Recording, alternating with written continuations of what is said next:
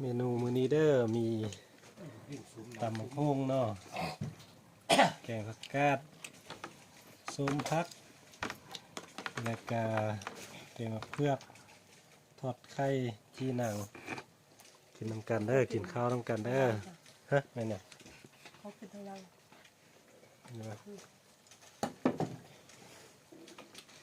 กินข้าวน้ำกันเด้อพี่น้อง เขาบอกเอง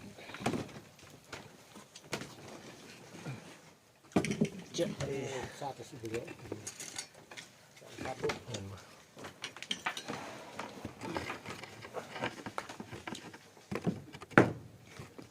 ไม่ได้เหลืองกัดตังกอง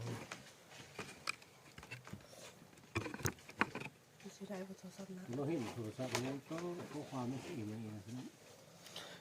มาเบิ่งเด้อกินข้าวเด้อกินข้าว YouTube มือใหม่เนาะขาตังกองเก่าไม้ไผ่เฮ็ด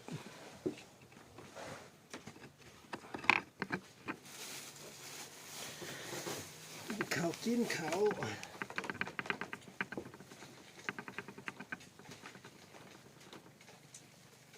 จะเข้ากีเนื้อเนาะจะเดิน โครงการเมามาที่เขาบอก กี่ข้าวเนาะจะเดินเนาะ ตู้กำลังที่เขามาแข่งกีแล้วมากีแก้งมาเพื่อประกาศซุ้ม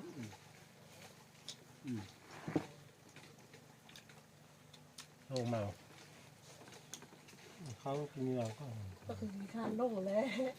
การเป็นการโล่งอะว่าจะขึ้นทอด แกงเนื้อแกงเนื้อ ความไม่ยาวเลยอ่านสาวแป๊บข้อความวันที่16เดือน ตำมะฮุ่งใส่กะปิอย่างเดียว นัดทาน กัดส้มกินโซ่ใส่กล้องได้ไหมกินโซ่ใส่กล้องได้ไหม สะอาดเสร็จแล้วนะสาว ใครบอกเอาทำยังไงเลย ทาน หนึ่งสองอัม เนื้อทายแล้ว 771โลทะเบียนกดเล็ก อยู่ให้เนาะอยู่ให้อยู่ส่วน จ การโทรศัพท์ เรียก อืม ประจำตัวเหลือกครับคืน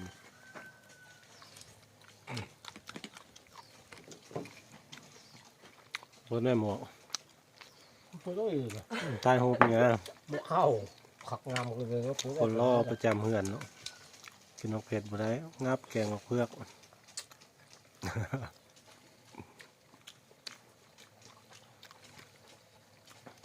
กดติดตามนำเด้อ YouTube มือใหม่เนาะหากก็เริ่มเฮ็ดซ่องได้ประมาณ 2-3 มื้อกดติดตาม มากินข้าว มีหยังให้ปรับปรุงกัน โอ้ยส่วนวัวส่วนควายกันมาก่อนสาวอ้อยงานเลี้ยงหนูพวกควายอยู่ เลี้ยงงัวปัวควายเท่านั้น ส่วนแบะส่วนงัวอยู่นี่ผู้ชุ่มส่วนไม้โพเหื่อมไม้เจ็ดสนาเนี่ย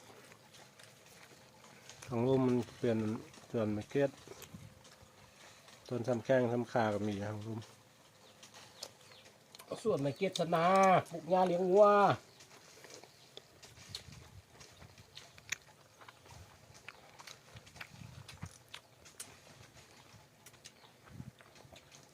ก็หอดยามฝนยันไม่หุ่นนี่กันเยอะขึ้นมาแล้วเนาะ โอ้บุตัดเอาไว้เดี๋ยวเมื่อตะเกียมบ้านหญ้าแล้ว ขึ้นไม้ลายๆเลย ตัดเลยบ้านประตัดหญ้าหุ่นไปด้านตูนแต่ได้ตัดหุ่นไม่ถ่ายเกลียว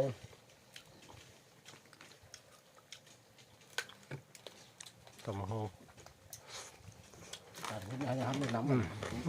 น้ำจะกอกเปลี่ยนสี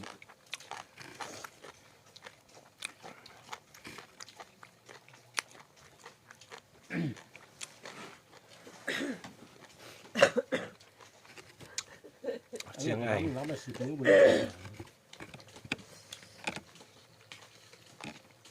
นื้อทายก็ได้ เห็นน้ำได้เริ่มบุกเพื่อนแกนหญ้าน้ ได้ดีนั่น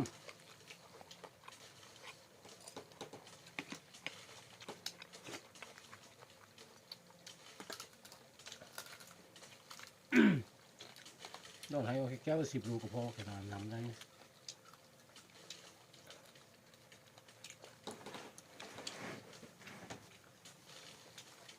บ้านเติมน้ำเติมปีละน้อยปีละน้อย นี่ต้นอันนี้10 ปีห้างกลางวันวันไหนเดี๋ยวทำไปวันไม่หรือย่าเลยมึงไปแล้วอ่อนวันจะดีเลย ข้าวน้ำมันคุณว่าตัว ฝาห้องแม่ฝาห้องรู้จักเรื่องหนึ่งย่าหนึ่งจะเลือกปีใกล้ทำไปได้เลยเบอร์ยาแก้เองก็ปีแต่ยาแก้เองสารบุกีเป็นสัญญาอ้นบัลละ งาแก้สลัดแข่งสบุยะ เขาเป็นเอวหนึ่งเลยแล้วเขาย้ายไปย้ายมาคือร้องเลย10 มื้อคือร้องก็10 มื้อเหมือนย้ายกลับมาท้องท่าเลย งาอยู่หน้าอันสีได้งาเจอจังตัดบ่ เอาหัวออกก็ตัด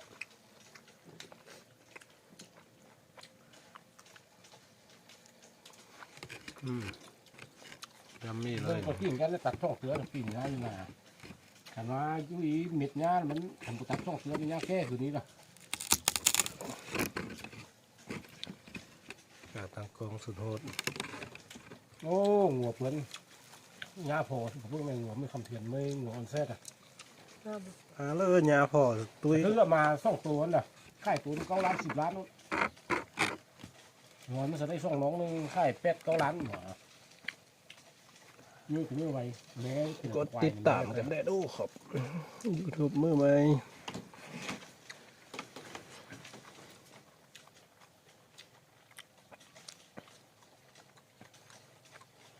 มาทายอยู่ให้อยู่นาน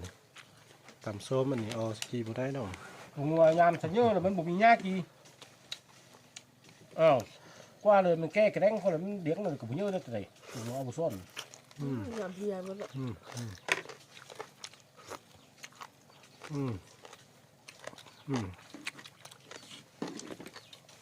ในเรื่อง ชาบางแบงค่ากี่สิบวนเจ็บตุยจ้าแบบ แบ่ แม่งแบงเท่ากับสิปั๊มแพ้ไอ้เรื่อง ไม่มายามราคาแบงเมื่อกี้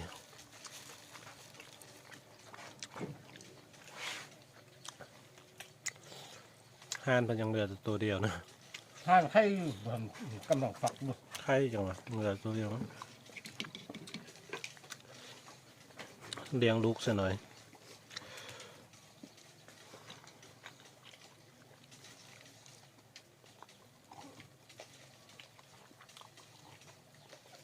ถือจะไข่แบงถึงเยอะเนี่ยแบงน้อยมาคือแบงถึงน้อยปีแนวแล้วมันเนาะ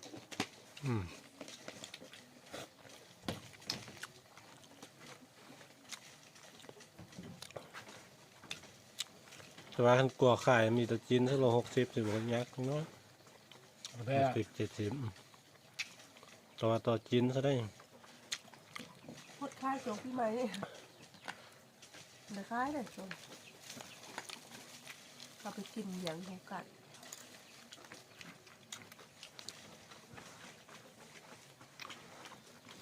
เจอไอ้ส้มกันยังไงอยากได้แวะกี่ปีเมื่อนี่อยู่แห้งน้อยอยังเหือนสิว่าบ่แข็งแห้งแข็งเอ้ยแล้วเนาะ คุ้นเอง คุณหย่อง น้าบุพอ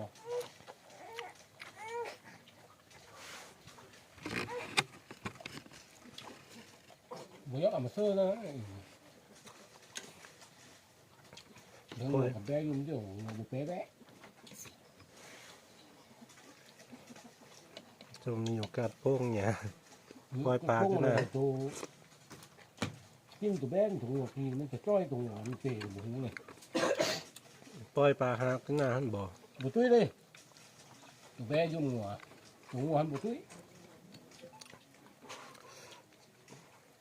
แต่บ่ทึกกินซะเนาะ กัน ทึกกินตัวแบเนาะ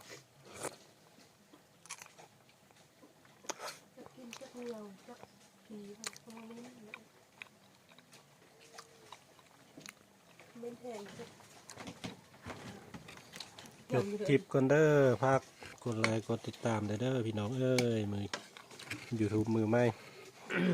กดไลค์กดติดตามมีหยังให้ปรับปรุงเปลี่ยนแปลงกับคอมเมนต์ได้เนาะทางรูปเนาะ เลี้ยงวัวเพื่อนแบดมันจะ ใช่ครับ มัน ใช่ แล้วหญ้าไร่เยอะได้มันคุยด้วย